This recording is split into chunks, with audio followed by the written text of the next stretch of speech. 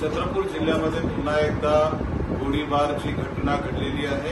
या गोळीबारमध्ये हाजी नावाचा एक गुंड प्रवृत्तीचा इसमाचा गोळी झाडून मृत्यू झाला।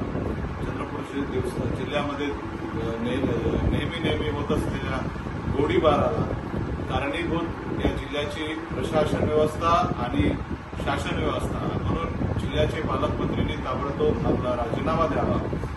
या जिल्ह्यामध्ये एवढ्या मोठ्या प्रमाणात गोळीबार होत आहे।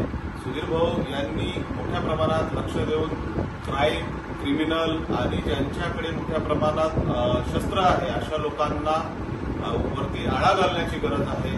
परंतु राजकीय हस्तक्षेपामुळे जे ठाणेदार ज्या ठाण्याच्या हद्दीत आहेत त्यांच्या बदल्या करून त्यांच्याकडे जे तपास आहे ते तपास यंत्रणा पूर्ण होण्याआधीच त्यांच्या बदल्या करण्यामध्ये मोठ्या प्रमाणात प्रशासन व्यस्त आहे आणि सातत्याने होत असलेल्या या गोळीबारमध्ये पोलीस यंत्रणा सुद्धा अपयशी होत असताना दिसत आहे।